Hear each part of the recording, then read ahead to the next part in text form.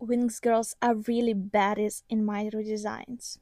Hi dears, and as you can guess, I've lived to this video, so we should definitely continue with our Winx Club redesign series. And today I'm gonna introduce you to an unexpected character combination that didn't pop up that much in the original show, yet I'm sure they have a huge potential to become your favorite character dynamic in all of the project. And if you saw the thumbnail, you probably already know that we're gonna talk about Stella and Tecna. So, this is where things get interesting. But before we start, I would really ask you to like this video and subscribe if you're new here, because YouTube likes when you follow during the video, and so do I! Let's help more Winx fans to see my vision. Thank you so much, and let the magic begins. I would tell you the truth, when I was a kid, I kinda overlooked Stella. She has, absolutely unrelatable to me, and I even remember perceiving her as arrogant and annoying. And it took me to grow up to realize how cool Stella actually is. Somehow, I really had a beef with pop culture blondes because I had the same situation with Clover from Totally Spies. Anyway, now I can say proudly that Stella is one of my favorites. Moreover, somehow it was really easy to write her. As well as in original show, Stella is a princess of Solaria, one of the most powerful and influential kingdoms in the magic dimension.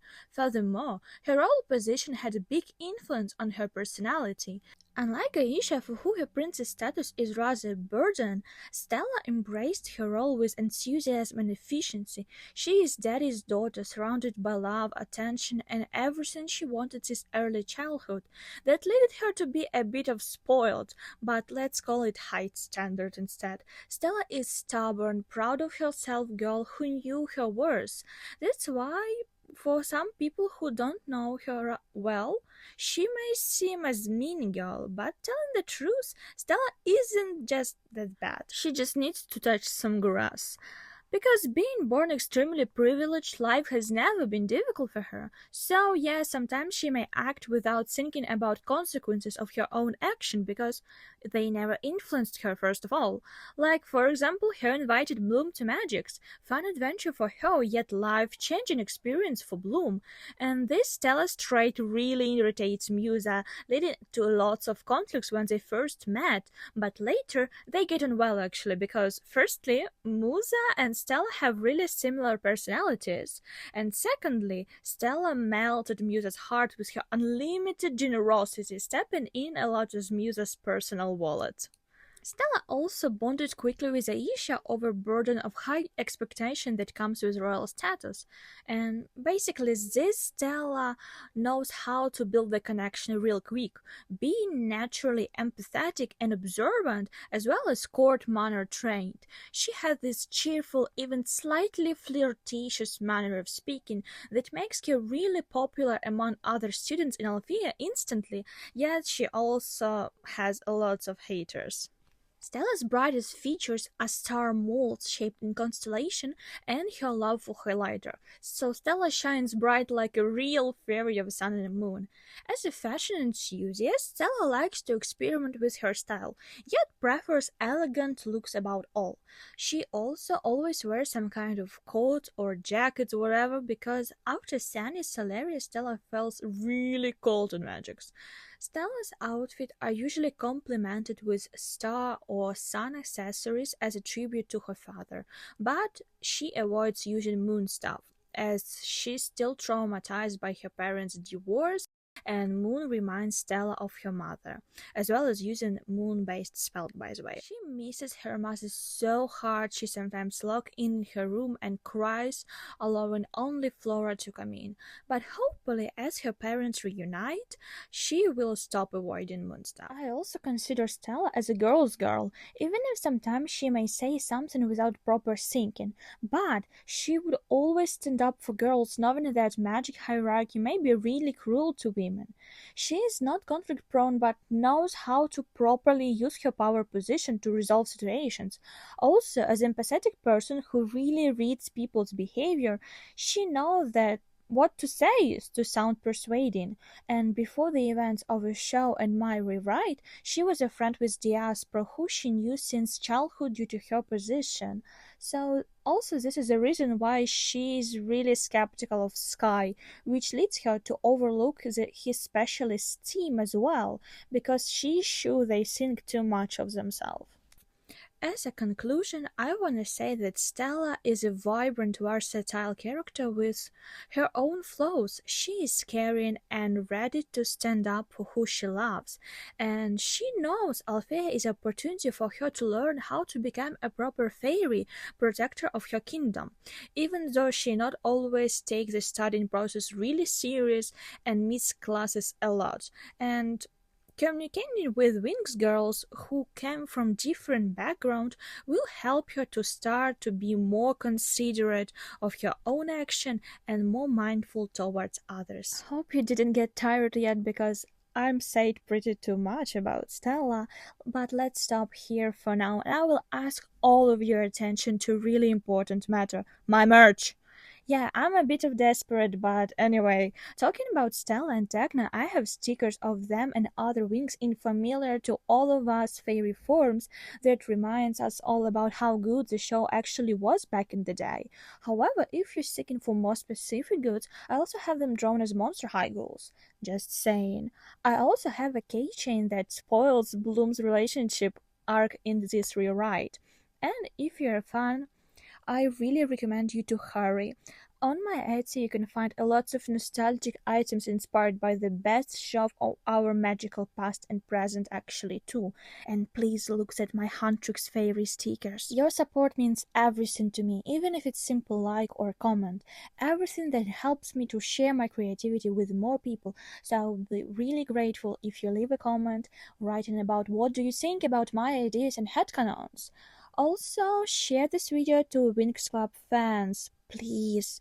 But for now, the end of this capitalism propaganda. Moving on to my next baby, Tecna. Let's be real, Tecna is a character less loved by Winx community, largely because of her less feminine appearance. And if you don't believe me, just open TikTok and scroll a bit past like my honest Winx opinion, and you would find out really nasty ones. Somehow, if a character has a short hair and more straightforward way of communicating, it makes them unlikable for lots of people. Reaching big 2026 feels odd as hell, but anyway. Tecna is from the Need, a kingdom known for high-end technologies, where knowledge and intelligence are valued above feeling and emotions, where kids from very childhood are taught about rational thinking and so on and so that. And my Tecna counted is as a restriction to her own potential. Being naturally curious kid, she was thirsty for knowledge so much it went beyond the usual rational approach, and this Tecna values soul process of studying something new rather than the outcome. Partially, that was the reason why her parents decided to send her to Althea, to allow their daughter to experience different approach to education and find herself. That actually surprised a lot of people from their surrounding because studying abroad is a rare case for the Need, as they're a bit hyperprotective of their technological educational stuff. Growing up in such emotionally restricted society, Tecna turned out not really good in dealing with her feelings. She usually holds her emotion deep in herself and sometimes it can lead to overdrive. She slowly works on her teamwork since being surrounded by loud people causes her an emotional distress and Tecna needs time to herself in silence to regain her composure. But even with all things I said before, I really see Tecna as an extrovert who needs a time to come to terms with herself. Tecna usually can hyperfix on something that she adores, for example some hobbies or games, and moreover she is really competitive about it. and aiming to master these obsessions and became the best in it. Yet it often ends up to Tecna being bored and fed up of this thing in the process. The only Tecna's hobby she took through her life is robotics. She is a fan of programming and assembling robots on her own. She treats it as her thing and research unconventional way to become better in it. For example, she trains with Aisha a lot in order to gain better physical forms to be better in mechanics. She also built her own pet robot dog, so Bloom is not the only one with a pet. Tecna has a good strategic thinking but is absolutely terrible in management.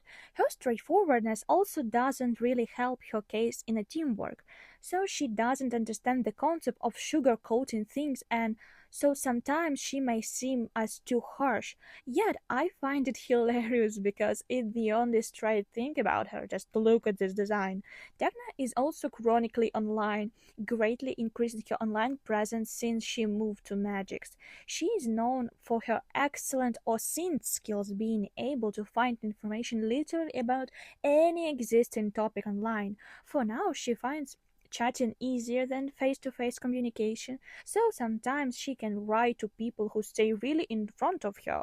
And fun fact, she studied the way social media operates just to help Musa and Stella managing their platforms. Tecna has a bionic prosthetic arm after an incident in her childhood, and basically prosthetic technologies are really developed on the need and it's not a big problem there. But in Althea she got a lot of attention because of it, and not always a good one, which led her to become closer with Bloom, who shares the same troubles with unnecessary attention.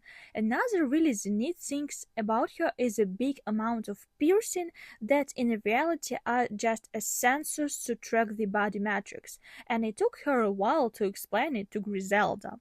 Overall, Tecna has more alien features to highlight the fact that they are from different planets actually. Sadly, this idea came to me really late as I designed Tecna almost the last one. But what if I tell you that Aisha has a mermaid form as well? Tecna has a pointy ears she pierced with lots of earrings, and she's also absolutely unbothered of fashion trends and care about her comfort first of all. But I won't say she doesn't care about her appearance at all, because she did, but in her own specific way. She dyed her hair on the nape in purple because she likes this color and treats it as her signature. She also doing makeup, but her looks are about conventional glam styles, but rather futuristic one. Also, as I told before, she would work on her physique as I designed her in my period of hyper obsession with Vibe from Arcane. So maybe you will see Muscle Mommy Tecna. She likes to stand up from a crowd, using it as a tool to drive away people who will not appreciate her for who she is. So Tecna is a little bit of weirdo, but you will love whatever is wrong with her. Step by step she learns how to bond with people and her own emotions. She will eventually learn how to read other people and embraces her extrovert nature. Because to me Tecna is really Yopper type who talk about things she interested for like hours. And I've told you about her hyperfixation, haven't I? And finally, we can move on to the most interesting part, why I choose to tell you in details about Stella and Tecna dynamic, not the more common one like Tecna and Musa, Stella and Bloom, whatever. First of all, I have free will. And secondly, it's an opportunity to show something new, different from old show. I believe that it took Stella more time to get on well with other Winx girl as her reputation was louder than her actions. And apart from Bloom, who wasn't familiar who Stella was because Bloom is out of magics and isn't familiar with all of the dynamics, and surprisingly Tecna, who just didn't bother to care about rumors and whispers and rather trust her experience. So, Tecna is a techno expert, and when the original show just aired, we couldn't realize what a major role technologies would play in our life. But nowadays, when they are deeply implemented in our life, having a person like Tecna is quite necessary, even in Magic Dimension, and especially for the popular person like Stella. They will start interacting after Stella once asked Tecna to help her with some nasty comments she recently started receiving in social media, and Tecna wasn't really passionate about being involved in some school drama, but still agrees that it was a chance to test her hacking capabilities. English is not my first language, I'm sorry. Since then, these two started interacting more often, and Stella appreciated Tecna's directness even though it sometimes really hurt her ego. And in return, Stella turned out to be quite a good listener who likes to hear about Tecna's hobby. Stella often sits with Tecna while she assembles new robots, chatting with her to help Tecna stay focused. Also, Tecna's chronically online behavior makes her an amazing partner for gossiping for Stella. And I know it may sound strange to you because Tecna and gossiping, but hear me out. As I said before, Tecna plays for the process more than the result. So she craves communication and likes to yap about what she finds online.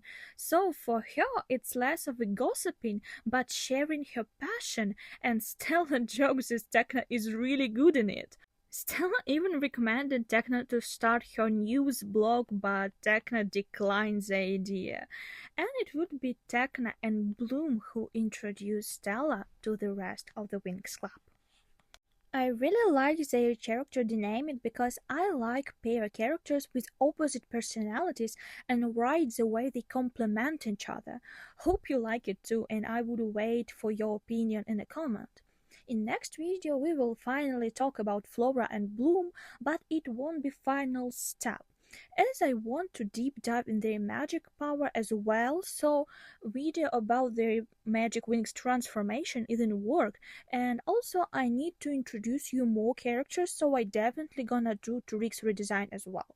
Hope it won't take me forever. Thank you so much for staying with me, and see you in my next video, my fairies.